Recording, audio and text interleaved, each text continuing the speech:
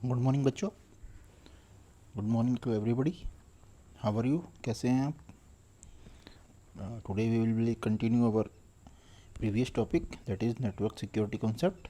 The sub topic is child pornography.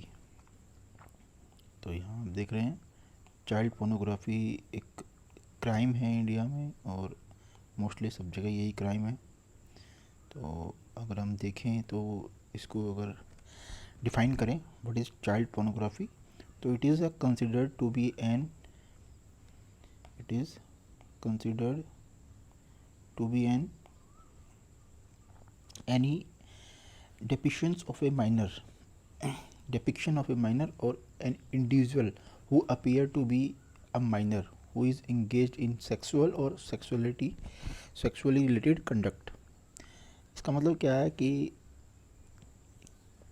बच्चों के साथ जो भी सेक्स एक्टिविटी जो भी है वो उसको हम चाइल्ड पोर्नोग्राफी बोलते हैं।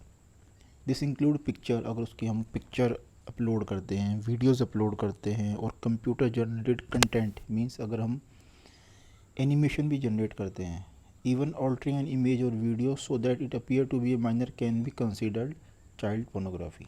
तो that is all are things under child pornography. तो this is a crime in India, IT Act 2000 and Indian Penal Code 1860 provides protection from child pornography. The newly passed Information Technology Bill is set to make it illegal to not only create and transmit child pornography in any electronic form but even to browse it. आप browse भी नहीं कर सकते। तो that is also है child pornography. Means अगर आप कोई साइट खोलते हैं जहाँ पर चाइल्ड पोर्नोग्राफी के रिलेटेड कोई भी मटेरियल अवेलेबल है, that is also under child pornography act. तो आप लोग इसको ज़रा ध्यान से रखिएगा। That is most important thing कि ये एक नेटवर्क सिक्योरिटी के अंदर में ही आता है। That is a issue child pornography.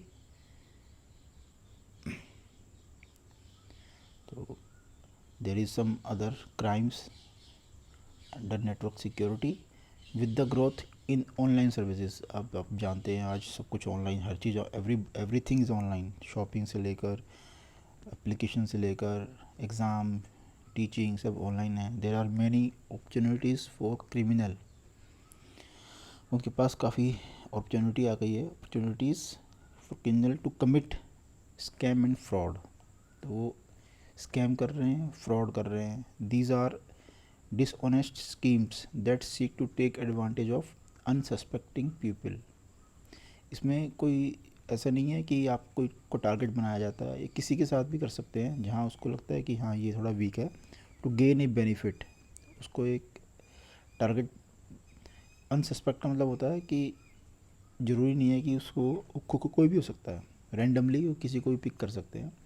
और बेनिफिट किसके लिए लेते हैं? या तो मनी उनसे लेंगे या एक्सेस टू पर्सनल डिटेल्स, उसकी पर्सनल डिटेल्स को एक्सेस करने के लिए दे विल बी स्कैम या फ्रॉड करते हैं। तो these are common content in spam and phishing. जो मैसेज होते हैं ये एक तरह से स्पैम और फिशिंग के अंदर में ही आते हैं।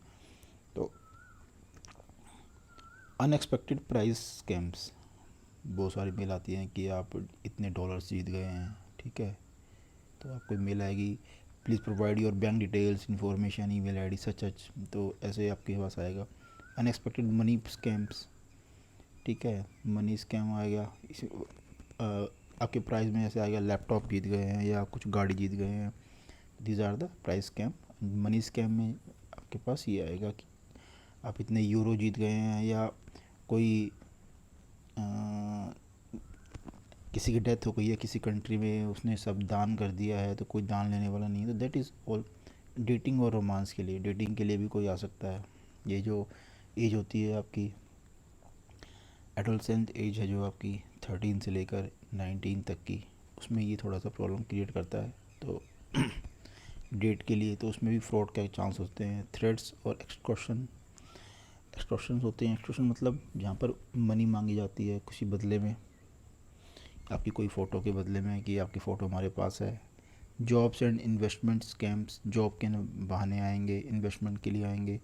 और identity thefts, these also identity thefts हम ऑलरेडी पढ़ चुके हैं पहले भी, कि इसमें आपकी जो पर्सनल डिटेल्स है उसको यूज़ करके there will be a scam, आपकी आइडेंटिटी किसके थ्रू स्कैम किया जाता है। तो यहाँ पर इसके थोड़े से प्रिवेंशन क्या हो सकते हैं। Do not respond to online scam और fraud. If you receive an email और SMS which look like a scam, the best thing to do it is delete it. It is the best solution for the online scam, कि आप उसको delete कर दें जहाँ आपको लग रहा है कि ये कहीं ना कहीं प्रॉब्लम क्रिएट कर सकता है आपके साथ। Another topic is cyber forensic. Cyber forensics में क्या होता है कि ये एक तरह की टेक्निक है जिसमें डिटरमाइन करते हैं कि जैसे एविडेंस, जैसे आपकी फॉरेंसिक डिपार्टमेंट होता है, फॉरेंसिक डिपार्टमेंट जो हर चीज़ को, जैसे आपके फिंगरप्रिंट्स का है, डीएनए हैं, उनकी चेकिंग करते हैं, फेस मैचिंग करते हैं, तो ये सब काम होता है फॉरेंसिक का। तो साइबर में भी ऐसे कुछ होता है, that is it's a way और electronic discovery technique which is use to determine and reveal technical criminal evidence को कुछ आपके, जैसे आपकी कि किसने मैसेज भेजा है, मेल कहाँ से आई है, कौन सी कंट्री से आई है, उसकी लोकेशन क्या है, तो all are things under cyber forensic. ठीक है, तो इसकी कौन कौन सी कैपेबिलिटी है। कंप्यूटर फोरेंसिक होगा, कंप्यूटर के अंदर जितनी भी चीज़ों को सब फोरेंसिक करेंगे। कंप्यूटर एग्ज़ाम, कंप्यूटर के साथ एग्ज़ाम जो भी है उसका एग्जामिनेशन होगा। डेटा का एनालिसिस करेंगे, डेटाबेस की स्टडी करेंगे, जो भी आपका डेटाबेस होगा। मालवेयर की कौन सा मालवेयर आया था, किस कंट्री से, ओरिजिन कहाँ है। Mobile device are also forensic department, जो फॉरेंसिक डिपार्टमेंट है वो उसको भी स्टडी करेगा। नेटवर्क को एनालिसिस कर सकते हैं, फोटोग्राफी को एनालिसिस कर सकते हैं और वीडियो को एनालिसिस करते हैं। All are under the cyber forensic. ये all these are the capabilities of a forensic department. ठीक है, उसके बाद हम अगर देखें यहाँ पर